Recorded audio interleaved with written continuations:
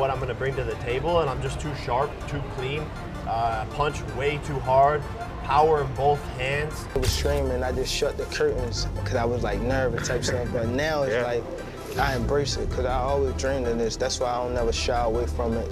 That's what I'm here to do. You know what I mean, to show out, so. Tank's a 3-division world champion, 4-time 3-division world champion. At the end of it, bro, you can't take anything away. In a heated face-to-face interview, Jake Paul confidently declares that his years of dedication and growth as an athlete have prepared him to defeat Gervonta Davis in devastating fashion. He insists this is his moment to prove himself.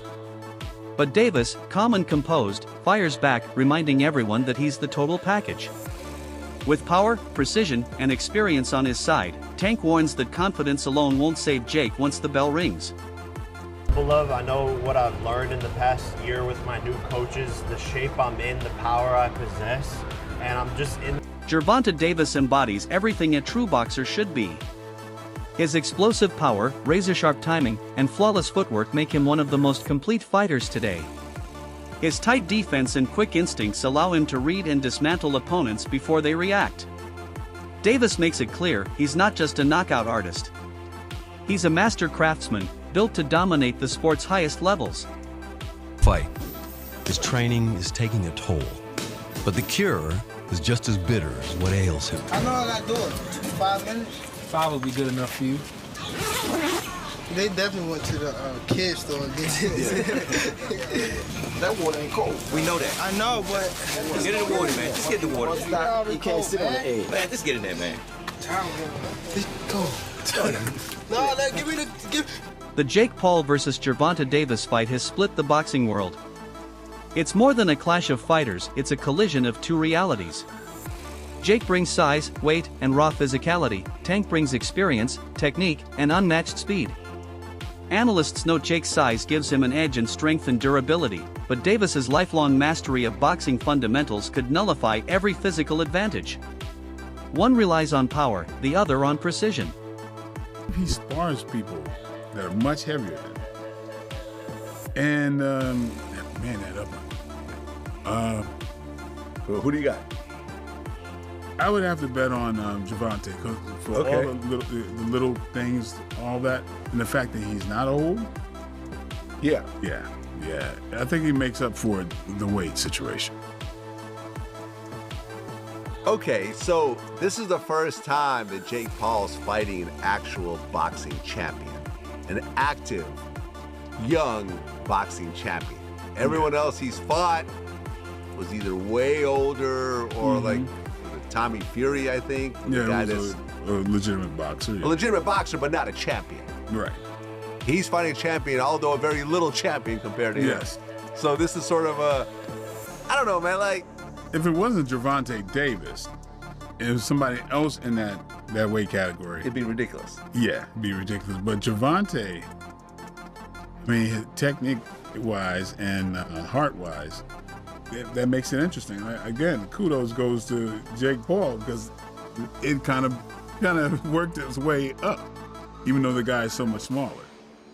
Yeah, look, I mean, I'm happy that Jake is bringing excitement to the sport and so forth, but you just have these, like, people fighting bears and, you know, there might be a boxing match with a weapon involved of some sort, like people have sticks. Like, I feel it's just getting more and more ridiculous.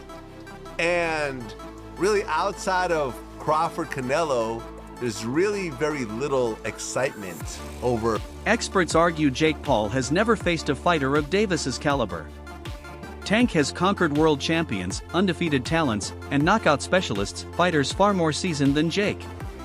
Even Jake himself admits Davis is a different level of threat. He knows this isn't a show fight, it's a real test that demands evolution and focus. That awareness might be his only defense against the storm ahead. I have to have the best version of myself. I know how fast he is, I know how strong he is. I believe I'm stronger, more athletic, and that's my advantage going into the fight, but he pretty much has every other advantage. So I'm locked in, fully focused, feeling amazing already, and just going to put on a performance and have the biggest fight of 2025. last one, I've seen some people say, oh, Jake, the goal here is just to survive, knowing you that's not the case. You're not going in there just to get through 12 rounds with Tank Davis. I would imagine you're going in there to win this fight. Oh, absolutely. Tank's going to be the one surviving. I'm going to, upset a lot of people. And again, they're going to have to say that there's some crazy excuse, fights are rigged. They can't use the steroid excuse because we have full-on random drug testing at any time. They could literally knock on my door right now. So they can't use that excuse.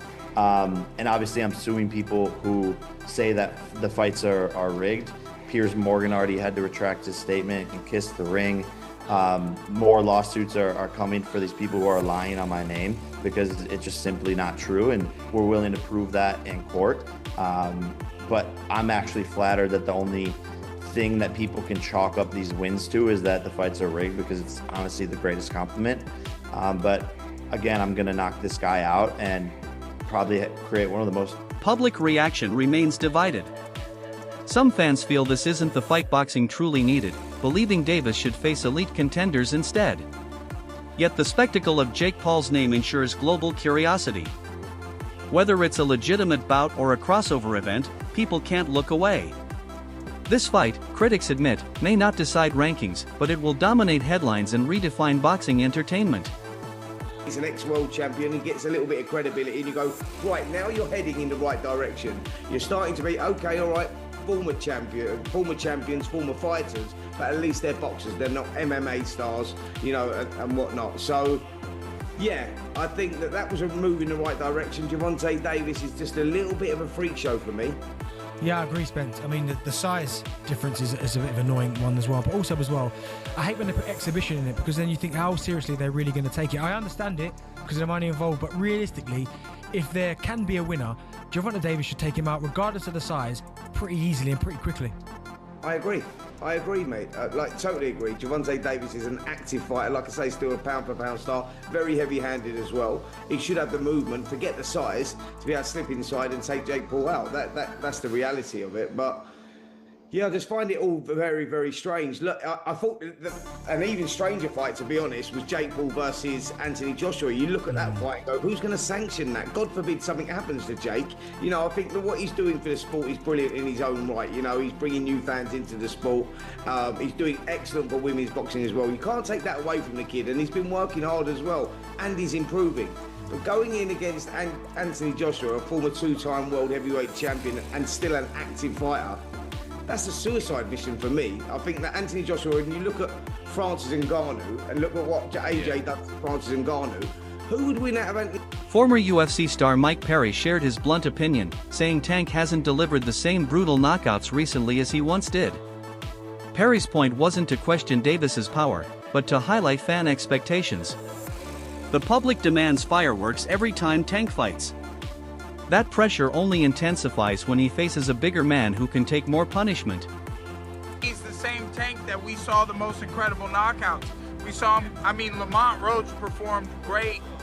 They went to draw, and, I just don't know. And Tank walked away. I don't know if he loves it enough to beat a guy who outweighs him by 80. Veteran analyst Teddy Atlas praised Davis for being the total fighter. He said Tank is dangerous because he does everything right: accuracy, timing, adaptation, and control. According to Atlas, Jake's size advantage will fade quickly once the fight begins, because technique always beats raw muscle. Davis has faced every style imaginable and conquered them all. This time, he plans to do it again. But he's a top fighter, he can punch. And he's fighting a guy who's not a top pro fighter, who's bigger. What if he hits him on the chin? It'll wind up selling. And that's what'll wind up selling. The what if. What if Tank makes him do a cha-cha? He hits him on the chin, and Jake Paul, we're gonna find out if he can dance. Whoa. Do the cha-cha. That's what's gonna sell it. And you can't argue that what if. You can't. I know I get to places that other people won't go and everything else. That just dismiss stuff because it's easier to do that. It's safer to do that. You don't have to bows and arrows coming at you from people that argue with you because you did that. But I don't care. I've had bows and arrows my whole life. I don't care. But that's true. That what if? What if this guy who is a real good puncher, who is one of the best fighters in the world right now, what if he hits him? What if he makes a miss and he counters him? Or he jumps up in the air. Bang! And he hits him. Sid Terrace was a great fighter. No, not the 1700s, but years ago. And Cus D'Amato told me he loves Sid Terrace. He said, Teddy, he used to jump up in the air and hit you with 3 jabs. I said, whoa, man, Sid Terrace. All right. Anyway, look, I can't finish without saying that it did invoke some memories and thoughts that we've been here before in a different way, where Jake Paul's brother fought Mayweather.